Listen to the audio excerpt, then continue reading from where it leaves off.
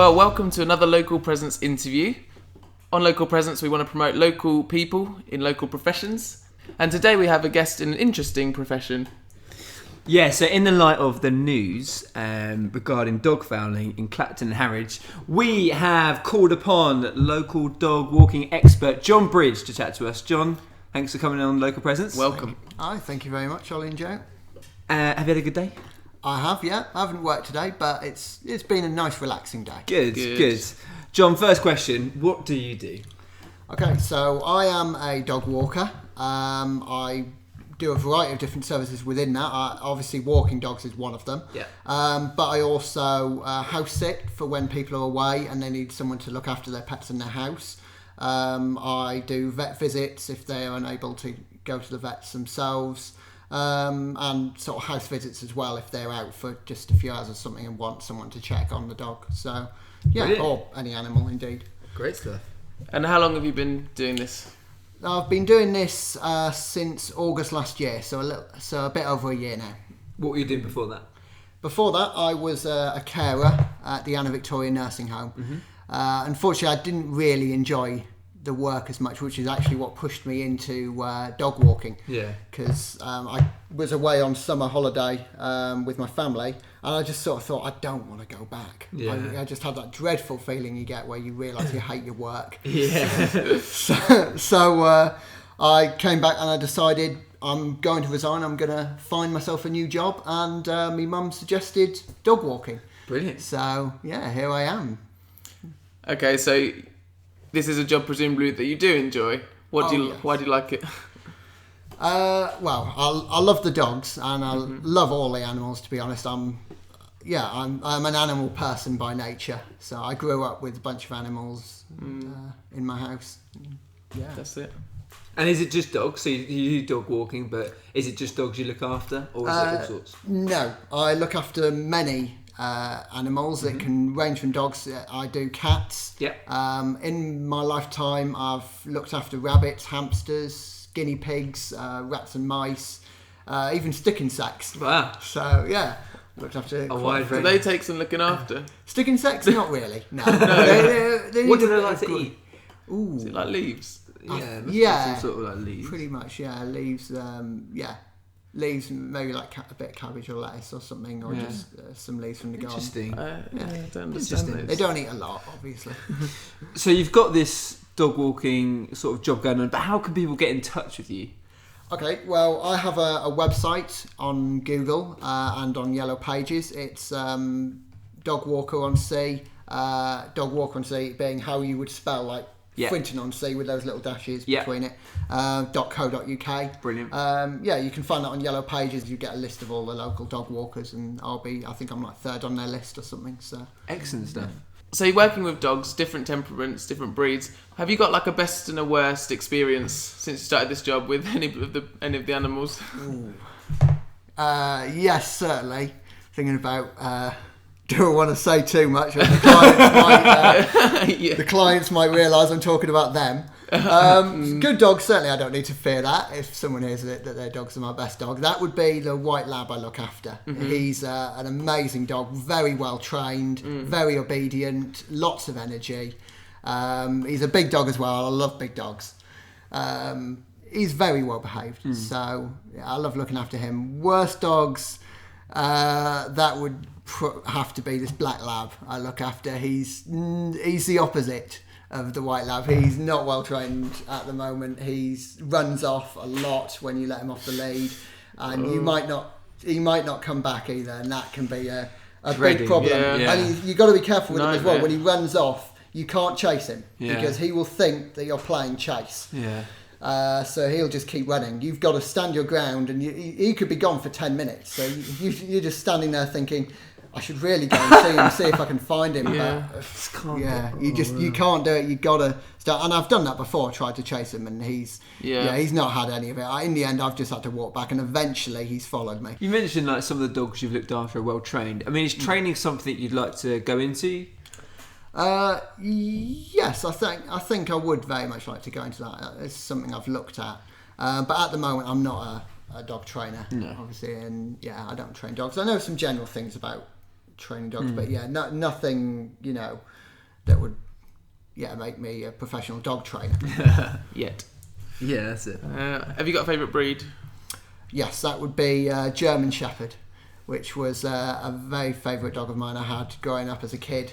In my family, he was in the family before I was. He was very gentle. He never barked at anything. He was the best dog in the world, really. I know everyone says that about their dogs, but he was a hairy German Shepherd as well, crossbreed with Golden Retriever.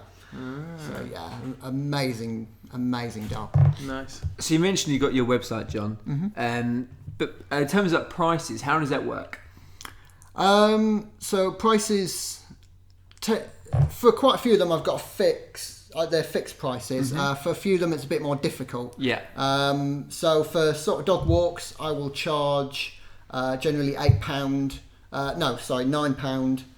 an hour. Plus, if there's another dog within that family of dogs, £5 per extra dog. That's quite reasonable. Or £12 if the dog can't be walked with any other dogs. Yeah.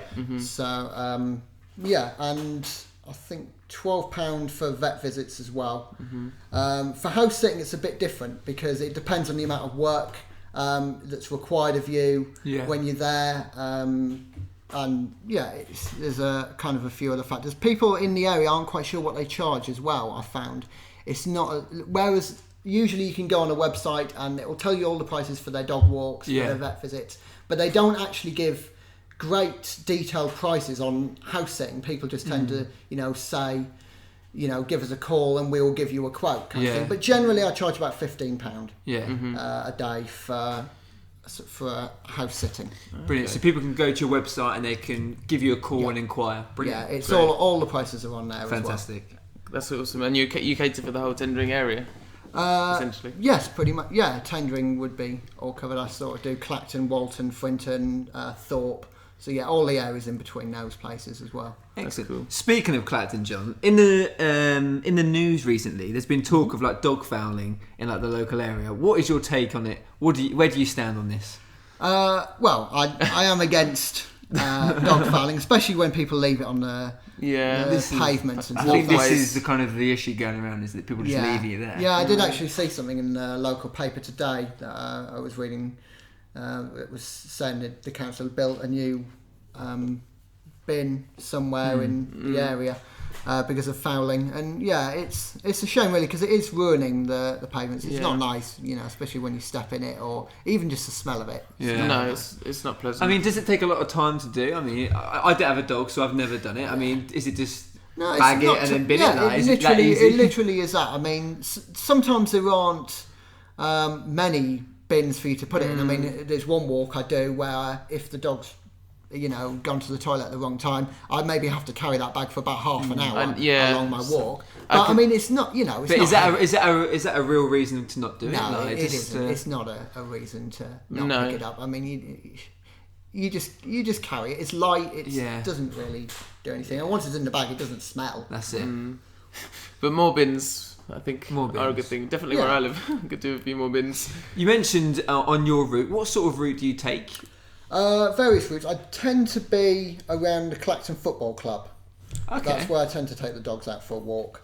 Obviously, they've got bins in those areas. The one where I'm talking about, I don't see any bin or many bins on my way around is with that black lab. I take him around the area because at the moment I can't let him off the lead. Yeah.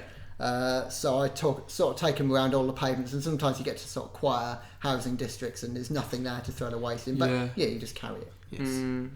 Fine. So where in the tendering area do you live? I'm based in Great Holland at the moment. So I've been living there for about 5 years. Yeah, lovely area. You got to have a car to get around, unfortunately, because I mean, you in the whole of tendering, really, you're out in the middle of nowhere unless you live in the centre of Clacton. Do need a car, plus the roads. Not exactly. It doesn't really have a pavement. Yeah. No. Favourite thing about the tendering area, John? Ooh.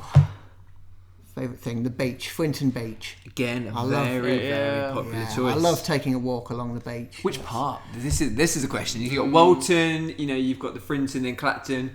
Holland, you must walk up. I will usually walk, start from Frinton and head towards Clacton. Wow. That stretch, because it's very quiet, very remote. Yeah. You've got the golf club Yeah. in the back, so It's yeah, nice. It's nice. picturesque. Nice view. Yeah, there's a really nice sand beach, isn't there? There is, yeah. I didn't tell you Yeah. my story about the dog poo. Go on then. Well, I was walking around my garden, and our garden fence backs onto a public footpath.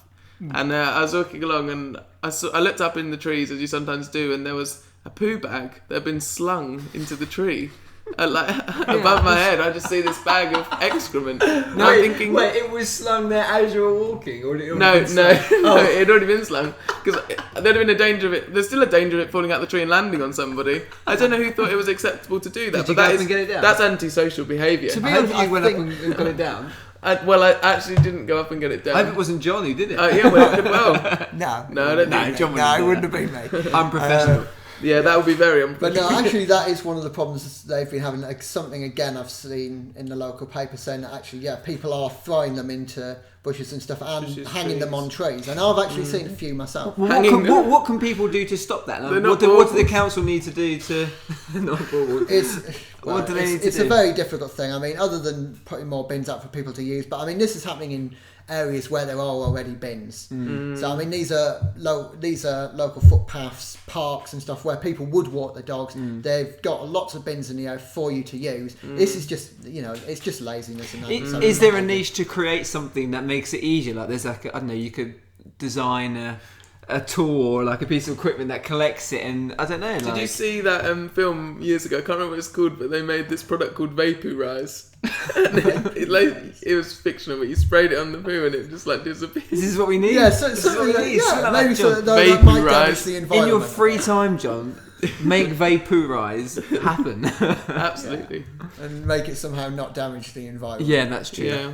But the council doing these days, handing out the bags, raising awareness, and it shows that people are getting noticed for leaving it. So don't want a bad name in the community. And I think you can get fined as well. For leaving it. There is the threat of a fine there.